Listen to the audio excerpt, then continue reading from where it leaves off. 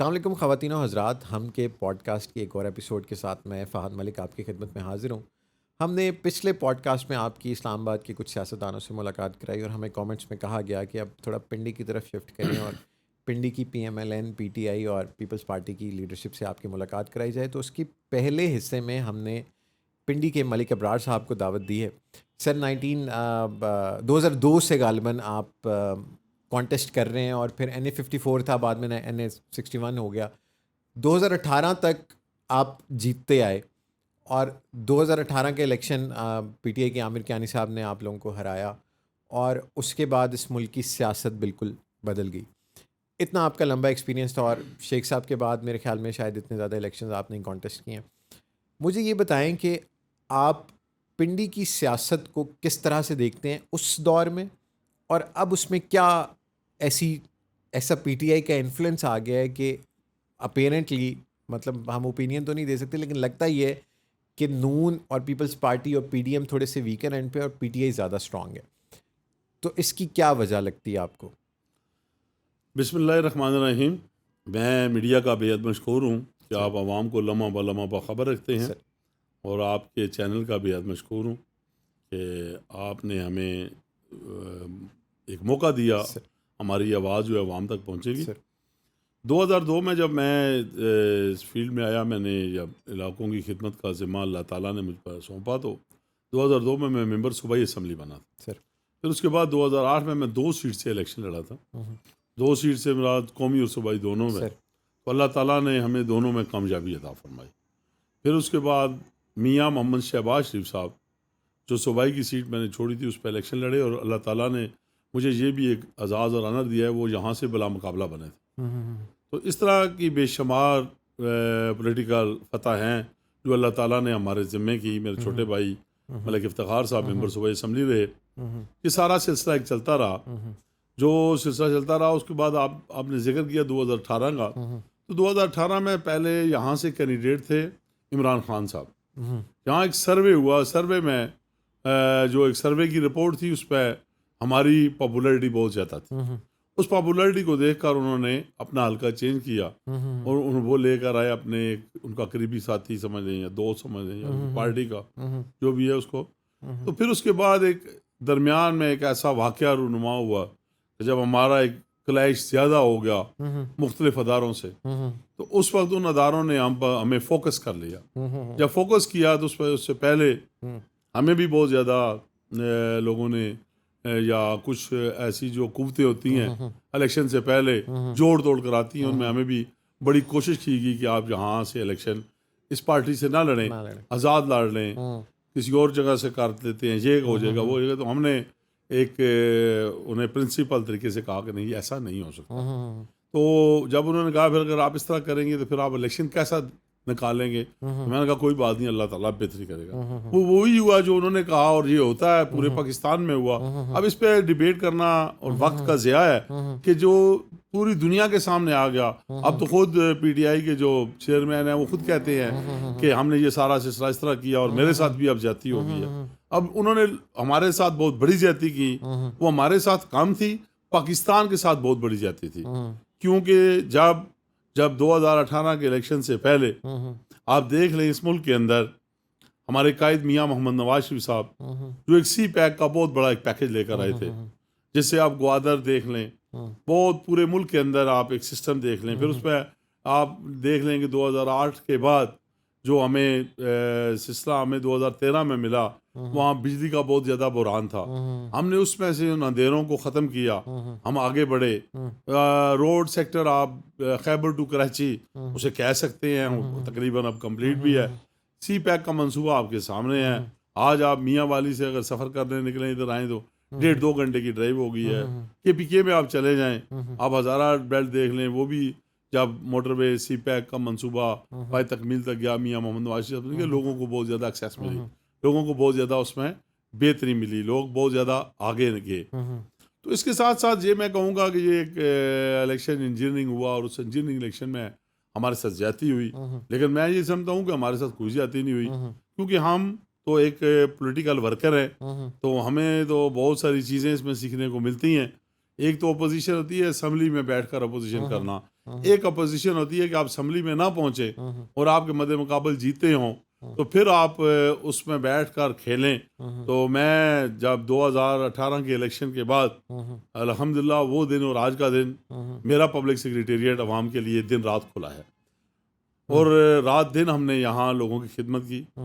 जो हमारा पहला अदवार था जिसपे आप जिसे आप इक़्तिदार कहते हैं, जब हम इस अवाम की मुल्क की खिदमत कर रहे थे तो रावलपिंडी कैंट के अंदर बेशुमार ऐसी मिसालें हैं जो इससे पहले नहीं हुई। इससे पहले बहुत सारे लोग यहाँ से MNA भी रहे, बड़े बड़े घरानों का नाम भी आता है, बड़े बड़े जो सदर थे उनके बेटों का नाम भी आता है। लेकिन अल्हम्दुलिल्लाह मैं अल्लाह का जितना भी शुक्र अदा करूँ वो कम है कि बहुत सारी नेकियां अल्लाह ताला ने मेरे ज़िम्मे की, जिसमें आप समझ लें कि आप रोड सेक्टर में मैंने बहुत बड़ा काम किया। आपके सामने पिरदाई मोड़ फ्लाईओवर ब्रिज है, कन्वे रोड है जो सारे पूरे इलाके को टच करता हुआ गुलिस्तान कॉलोनी तक जाता था। इसी तरह मैंने यहाँ तकरीबन 9 डिस्पेंसरियाँ नहीं बनाई। इसी तरह अल्हम्दुलिल्लाह मैंने 10 स्कूलों को प्राइमरी से मिडिल का दर्जा दिलवाया। इसी तरह मैंने यहाँ 4 डिग्री कॉलेज नहीं बनाए, 2 बच्चों के लिए 2 बच्चियों के लिए। इसी तरह अल्हम्दुलिल्लाह मुझे अल्लाह ताला ने मौका दिया तो मैंने रावलपिंडी कैंटोन बोर्ड जो हॉस्पिटल है इस पर अल्लाह ताला ने मुझे बहुत ज़्यादा मेहरबानी की और मैंने तकरीबन 70 करोड़ रुपए की लागत से इस हॉस्पिटल को अपग्रेड कराया। तो मैंने तकरीबन उस वक्त वज़ीर आज़म थे शायद खाकान अब्बासी साहब, उनसे हमने तकरीबन 70 करोड़ रुपए की ग्रांट लेकर कैंट बोर्ड को अपग्रेड किया, कैंट बोर्ड हॉस्पिटल को। और आज अल्हम्दुलिल्लाह बहुत सारे जो हॉस्पिटल हैं उनमें से ये नुमायाँ और बेहतर हॉस्पिटल पाया जा रहा है। और हमने बड़ी कोशिश की कि यहाँ जितनी पब्लिक है उसका इलाज, जिस तरह आप देख रहे हैं कि शहबाज शरीफ साहब के अदवार में हॉस्पिटल के अंदर डिलाइसेस फ्री हो रहे थे, मेडिसन फ्री मिल रही थी, छोटी सी एक पर्ची के ज़रिए सब लोगों को फैसिलिटेट किया जा रहा था। तो मैं ये समझता हूँ कि हमारे मद्दे मुकाबल ने जिस तरह हमसे तो इलेक्शन चुरा लिया, इलेक्शन चोरी हो गया, हो जाता है, हादसे भी हो जाते हैं, मामलात भी हो जाते हैं, लेकिन उन्होंने फिर अवाम के साथ बहुत जुल्म किया है, पाकिस्तान के साथ बहुत बड़ा जुल्म किया है, पाकिस्तान की हालत उन्होंने तबाह कर दी और अवाम के साथ तो इतना जुल्म किया कि आज अगर आप कैंट बोर्ड हॉस्पिटल का विजिट करें, आप उनसे पूछें कि ये ग्रांट किसने दी थी, वो लोग कहेंगे कि ये मियाँ मोहम्मद नवाज शरीफ, शायद खाकान अब्बासी साहब के अदवार में जहाँ के MNA जो थे मलिक इब्रार साहब या MPA फलां उन्होंने हमें ये ग्रांट दिलवाई थी। लेकिन उसके साथ अब भी अवाम के साथ वहाँ एक अच्छा सलूक नहीं हो रहा। तो मैंने उस दिन भी DG साहब से मीटिंग की, मैंने कहा जी अवाम को रिलीफ दे, इसमें हम अवाम के लिए काम करते हैं। ये जो मैंने आपसे डिस्पेंसरी का जिक्र किया था, ये एक मेरा एक ज़ाती आइडिया था कि शायद हम हॉस्पिटल ज़्यादा बनाएंगे या दूर दराज बनाते हैं नया हॉस्पिटल, वहाँ पब्लिक का आना जाना क्यों ना हम एक नया सिलसिला मैंने शुरू किया था जिसमें मैं 9 पे कामयाब हुआ था। 9 डिस्पेंसरी मैंने बना ली थी। वो डिस्पेंसरी का ये था कि गली मोहल्ले में MBBS डॉक्टर बैठे, पंजाब गवर्नमेंट उसे तनख्वाह दे और छोटी मोटी जो मेडिसन है वो गरीब आवाम को फ्री मिले, पैनाडॉल, ब्रूफन, ये वो, जो कि गली मोहल्ले में जो डॉक्टर बैठे होते हैं, जो कंपाउंडर डॉक्टर होते हैं जिनके पास लाइसेंस भी नहीं होता, वो गरीब लोगों को लूट लेते हैं। कभी किसी से 1000 रुपया ले लिया, 2000 रुपया ले लिया, कोई इंजेक्शन लगा दिया ऐसे, जिससे बहुत सारी बीमारियां जन्म लेती हैं। तो ये मेरा एक ज़ाती था और मैं ये समझता हूँ कि मेरी अल्लाह ताला ने मुझ पर बहुत बड़ी अनायत और मेहरबानी की और आज उन डिस्पेंसरियों के अंदर रोज़ाना कम अज़ कम सैकड़ों लोग जाते हैं, वहाँ से इलाज करा के आते हैं और वो तो उनकी दवाएं मुझे मिलेंगी। जी बिल्कुल, वो फंक्शनल है। अच्छा सर, ये आपने बड़ा बेहतरीन पहले सवाल में आपने सम अप कर दिया कि आपकी अचीवमेंट्स क्या थी इन सारे अदवार में जब आपके पास सीट थी। अगले इलेक्शंस के लिए मतलब by the look of it लगता ये है कि इस वक्त PTI का इन्फ्लुएंस बहुत ज़्यादा है और आप किसी भी XYZ बंदे से पूछें तो वो कहते हैं जी मैंने PTI को वोट देना है। किसी ज़माने में ये नून के बारे में थी और फिर वोट ऑफ नो कॉन्फिडेंस के बाद इमरान खान साहब की पॉपुलैरिटी में भी इजाफा हुआ। अगले इलेक्शंस के लिए आपको अपनी पार्टी किस पोजीशन में नज़र आती है? देखिए जी, ये जो एक परसेप्शन, और इसमें ये फैक्ट भी है कि अब आप लोगों के इस्टेब्लिशमेंट के साथ ताल्लुकात अच्छे हैं, उस वक्त खान साहब के थे, तो अब आपने इसको मैं थोड़ा सा क्लियर करूँगा कि जो खान साहब के ताल्लुकात थे इस्टेब्लिशमेंट के साथ, खान साहब तो मेरी नज़र में इतने जीनियस या इतने लायक आदमी नहीं रहे या नहीं बन सके कि जो कुछ उन्हें बनाया गया था उनके पास कोई अक्सरियत नहीं थी, उन्हें सारी अक्सरियत दिलवाई गई थी। इसके बावजूद उन्होंने 4 साल के अंदर इस मुल्क की माइशियत तबाह कर दी, इस मुल्क का निज़ाम ख़राब कर दिया, इस मुल्क के अदारों को आपस में टकरा दिया, इस मुल्क के बहुत सारे मामलात को उन्होंने तहस नहस कर दी।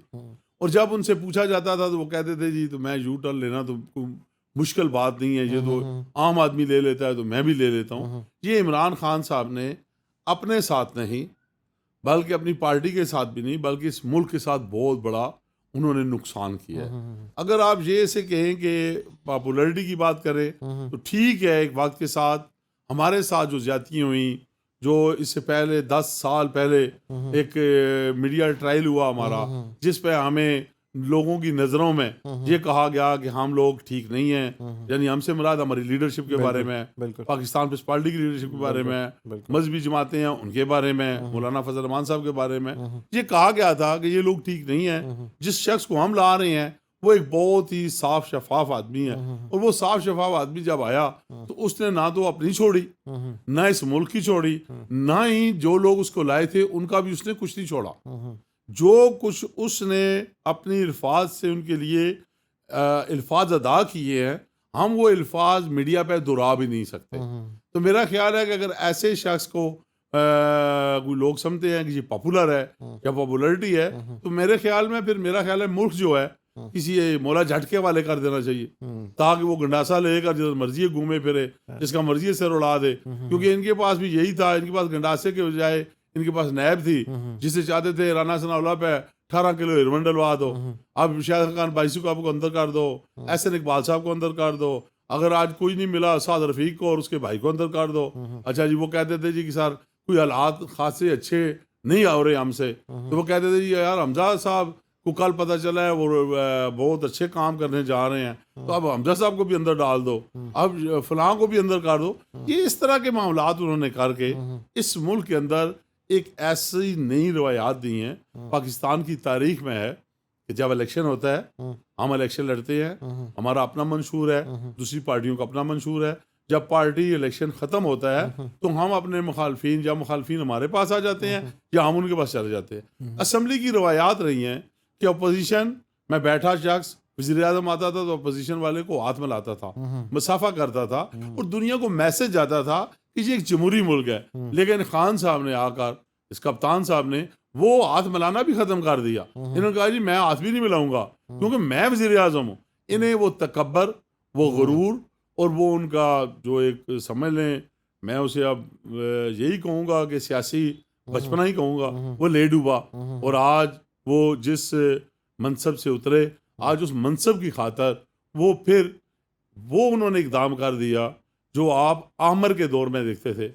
आमर असम्बलियाँ तोड़ते थे तो जमहूरियत वाले चीखते थे कि आमर ने असम्बलियाँ तोड़ी। पहली दफ़ा ये हुआ कि एक जमहूरी सेटअप चल रहा था और हुकूमत शोर कर रही है कि वक्त कंप्लीट होने दें, टाइम पूरा होने दें, जिसका बेहतर किरदार होगा, जिसके पास बेहतर मंशूर होगा, जिसे अवाम आगे लाएगी वो आएगी। इन्होंने अपनी ज़ाती ख्वाहिश की खातर एक आमर का रोल अदा करके पंजाब हुकूमत पर शब खून मारा। सर इमरान खान साहब अगर अपना टेन्योर पूरा कर जाते तो उनकी पॉपुलैरिटी वैसे ही डाउन हो रही थी, मुल्क अजीब से हालात में था। उस सारे सिनेरियो में खान साहब को घर भेज के मतलब क्या ऐसी नून लीग को आफत पड़ी हुई थी कि उन्होंने इतने मुश्किल हालात में गवर्नमेंट ले ली, और अब जो डिसीजंस लेने पड़ रहे हैं, पेट्रोल की प्राइसेस देख लें, बिजली की प्राइसेस देख लें, इकोनॉमिक कंडीशंस देख लें, इसहाक डार साहब ने मतलब कोशिश कर रहे हैं वो अपनी कैपेसिटी में, तो क्या ये आपके ख्याल में सही वक्त था गवर्नमेंट लेने के लिए, या आपकी पार्टी इलेक्शंस कराती और फिर नया एक सेटअप आता? इतने मुश्किल हालात में शहबाज शरीफ को ये चैलेंज लेने की क्या पड़ी हुई थी? देखिए ये बिल्कुल आपका भी है और हमारी पब्लिक का भी ये सवाल है हम पर, क्योंकि जब आदमी को रोज़ा रखता है तो जब रोज़ा असर के वक्त तोड़ा नहीं जाता क्योंकि मगरिब करीब होती है, तो उस वक्त जो मंजर हमारे सामने रखा गया था, जो हालात मुल्क के रखे गए थे, मुल्क हमारा डिफ़ॉल्ट होने जा रहा था, मुल्क की हालात ख़राब थे और आप समझ लें कि जैसा कश्मीर का मामला है, आप देख लें कि उसमें पीटीआई की गवर्नमेंट ने क्या अचीवमेंट की है। अगर आप देखें सरहदों के अंदर उन्होंने क्या किया है, अगर आप देखें तो डॉलर की कीमत वो कहाँ ले गए थे, पेट्रोल की प्राइस वो कहाँ ले गए थे, महंगाई उनके दौर की जो है 1 गुना नहीं 2 गुना नहीं हज़ारों गुना बढ़ी। और मैं ये समझता हूँ कि बिल्कुल ये आपकी नहीं पब्लिक का भी मैं इस चीज़ का ख्याल करता हूँ और मैं उनकी बात से बिल्कुल इत्तेफाक करता हूँ कि हमें तो कुछ नहीं पड़ा हुआ था, लेकिन जब एक वक्त आ जाता है कि इंसान के सामने एक तरफ सामने नज़र आता है कि ये इकदाम उठाऊंगा तो मैं बच जाऊंगा, ये कदम उठाऊंगा तो मुल्क बच जाएगा, या कबीला बच जाएगा, ख़ानदान बच जाएगा, मोहल्ला बच जाएगा, या एक पूरा सिस्टम बच जाएगा। हमारे सामने हम तो बच सकते थे, हमारी लीडरशिप बच सकती थी, हमारी लीडरशिप से मुराद हमारी लीडर के साथ जो एक अलायंस है पीडीएम वो भी बच सकती थी। लेकिन शायद अल्लाह ना करे, मैं कहता हूँ कि जो भी ये बात करता है उसके मुंह में खाक हो, खुदा ना करे कि अगर ये मुल्क आज उस हालत में चला जाता जिसमें वो जा रहा था, तो मेरे ख्याल में आज हम एक दूसरे से बात भी इस चैनल के थ्रू ना कर रहे होते। ये एक मुश्किल तरीन हालात थे, तो उनमें हमने बिल्कुल सियासत कुर्बान की है, अपनी अपोजिशन की तमाम कुर्बानियां कुर्बान की हैं, जो मैंने आपसे पहले जिक्र किया कि अपोजिशन में हमारे दौर में लोगों को किस तरह जेलों में डाला गया। राना सनाउल्लाह की बात की, मुख्तलिफ लोगों को मैंने आपके सामने जिक्र किया, हत्ता के शहबाज शरीफ साहब जेल में रहे, मियां नवाज शरीफ साहब जेल में रहे, मरियम साहबा जेल में रही। ये एक छोटी बात नहीं है, बहुत बड़ी बात है। और बहुत सारे लोग हमारे MNA MPA बेकसूर जेलों में रहे हैं, किसी वजह के बगैर रहे हैं। तो ये सारी चीज़ें अगर हम चाहते तो इक़्तिदार तो हमें लिए हुए आज भी हमें 8 महीने से ज़्यादा हो चुके हैं।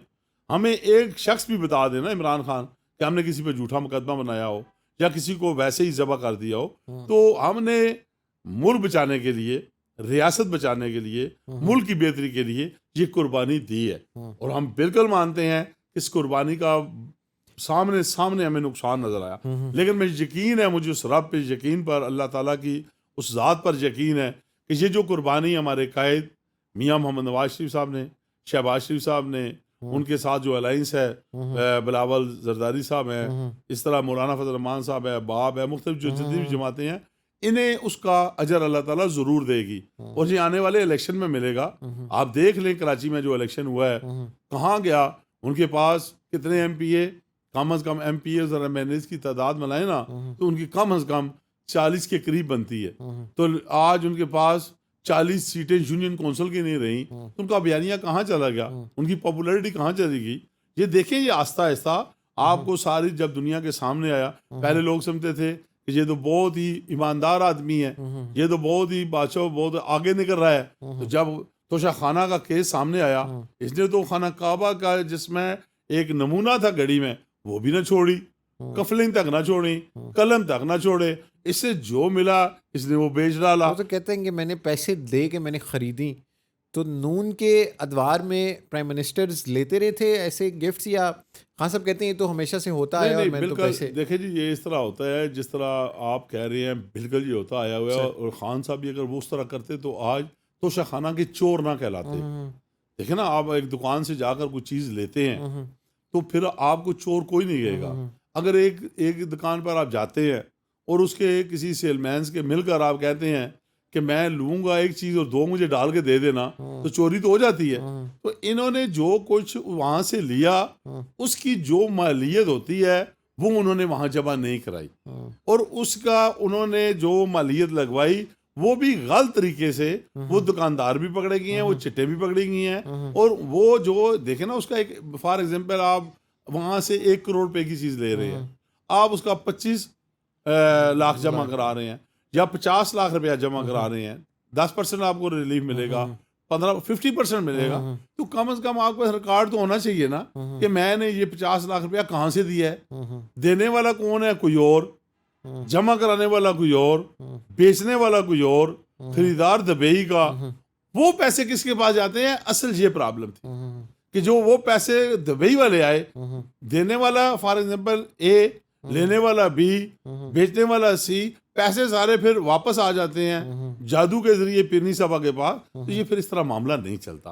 अगर फर्क होगी इस मुल्क को लूट का राज, अगर इमरान खान साहब कहते हैं कि मैं इस मुल्क का वफादार हूँ, मैं बड़ा मुखलिस हूँ, तो फरा गोगी का सारा एहसासे मंगाए ना पाकिस्तान में, उसको वापस लेकर आए ना पाकिस्तान में, दूध का दूध और पानी का पानी हो जाएगा, सारी चीजें खुलकर सामने आ जाएंगी। क्यों उसे भगाया गया था? ये सारी चीजें सामने रखनी पड़ेंगी और सारी चीजें अवाम ने अब भांप भी ली हैं, जांच भी ली हैं। और आपको ये भी बात बता दूं कि आपने कहा कि पॉपुलरिटी, बिल्कुल पॉपुलरिटी मेरे कायद मियाँ मोहम्मद नवाज शरीफ का वोटर बहुत ज़्यादा है। जितने भी ज़िमनी इंतखाबात हुए, जब ये मैं उसी तरफ आ रहा हूँ कि क्योंकि कैंट के भी बलदियाती इलेक्शंस हुए, उसमें भी नून लीग, क्योंकि मैं पिंडी रहता हूँ तो मुझे आइडिया था। फिर वो कहूटा के बाई इलेक्शंस हुए, मलिक सगीर वाले, चौधरी सगीर वाले, वो उसमें भी आप लीड पे थे, उसमें भी आपकी पार्टी जीती। लेकिन पिंडी में भी मतलब अब उधर से शेख रशीद साहब हैं, उन्होंने पहले पार्टी चेंज की, फिर अपनी पार्टी बना ली, फिर पीटीआई में चले गए। चौधरी तनवीर साहब हैं नून लीग के, फिर हनीफ अब्बासी साहब हैं। मतलब आप लोगों का पिंडी का वो इन्फ्लुएंस कंपैरेटिवली, जैसे आमिर कियानी साहब पिंडी में नहीं थे तो उनको फिर भी इलेक्शन लड़वाया गया, तो आप लोगों का पिंडी में वो इन्फ्लुएंस उस तरह से ज़्यादा है। और बलदियाती इलेक्शंस में आपको क्या लगता है कि आपकी पार्टी, जैसे कराची के हमने हालात देख लिए, पीपल्स पार्टी नंबर 1 पे है, फिर जमात इस्लामी, फिर पीटीआई शायद चौथे नंबर पे थी आज के रिजल्ट्स में, तीसरे या चौथे नंबर पे। तो आप बलदियाती इलेक्शंस को किस, खान तो कहता है कि कराओ तो मैं पता लग जाएगा आप लोगों को। देखिए जी, ये बात है कि खान साहब ने पाकिस्तान के अंदर बलदियाती इलेक्शन एक कैंट के कराए हैं। उसमें अल्हम्दुलिल्लाह अल्लाह ताला का फजल करम है, क्योंकि मेरा हल्का कैंट से है, रावलपिंडी और चकलाला कैंट, और मैंने यहाँ दोनों कैंटन बोर्ड में स्वीप किया है और दोनों कैंट बोर्ड में वाइस प्रेसिडेंट मुस्लिम लीग नून के हैं। ये मुझे अल्लाह ताला का बहुत बड़ी करम नवाजी है। जो बात आपने की कि अभी वो इलेक्शन पंजाब का वो कहते हैं होगा, मैं ये सोचता हूँ कि कम अज़ कम 4 साल से ज़्यादा हो गए हैं पंजाब के बलदियाती इदारे इन्होंने तोड़े। 4 साल में इन्होंने इलेक्शन नहीं कराए। अब जब छोटी मोटी उन्होंने हल्का बंदियाँ शुरू की, अभी पहले बल्दियात कराना था उन्होंने, हम तो बल्दियात के लिए तैयार थे। जब हम बल्दियात के लिए तैयार थे तो उन्होंने पंजाब असम्बली तोड़ दी। अब देखना ये है कि बल्दियात कैसे होगा, पंजाब असम्बली का कैसे होगा, इलेक्शन कमीशन कौन कौन सा सिस्टम जो है बर्दाश्त करेगी, कौन सा पहले कराएगी, कौन सा बाद कराएगी। आइन की रूह में तो जब जाएंगे तो फिर तो पंजाब असम्बली के इलेक्शन इन्हें पहले कराना पड़ेंगे, चाहे माह रमज़ान हो चाहे माह रमज़ान से बाद हो। तो फिर मैं ये भी सोचता हूँ कि इमरान खान साहब को पंजाब के साथ इतनी क्या दुश्मनी थी। एक अच्छा निज़ाम चल रहा था, लोगों को कोई काम मिल रहा था, लोगों को कोई सिस्टम चल रहा था, लोगों के कोई तरक्याती काम हो रहे होंगे, लोगों के कुछ 100% तो नहीं तो 2-4%, 5% तो हो रहे होंगे।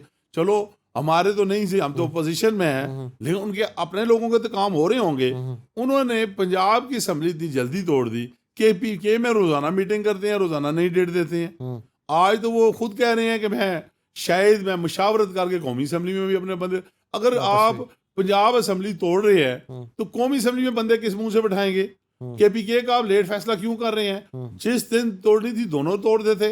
इलेक्शन में आ जाए, इलेक्शन करेंगे, इलेक्शन होंगे, इलेक्शन का रिजल्ट सामने आ जाएगा। अवाम किसके साथ है? अगर अवाम पाकिस्तान मुस्लिम लीग नून के साथ हुई तो अक्सरियत इन्हें मिल जाएगी, अगर उनके साथ हुई तो उन्हें मिल जाएगी।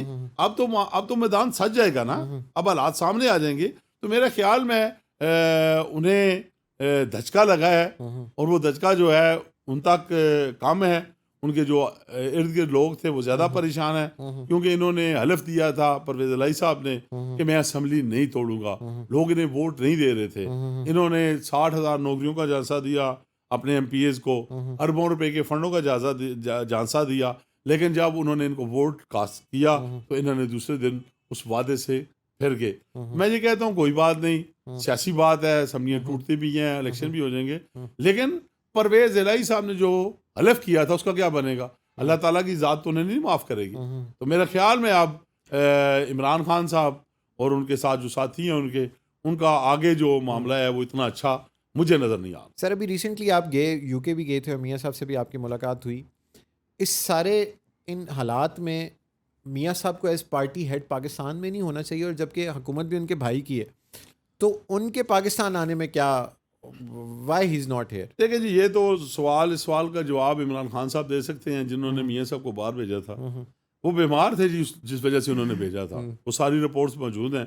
उनकी ट्रीटमेंट चल रही है। पहले कोरोना था जिस वजह से वो डिले हुई, साथ साथ चलती रही लेकिन वो स्लो थी। अभी उनकी जो ट्रीटमेंट है एक स्पीड से हो रही है।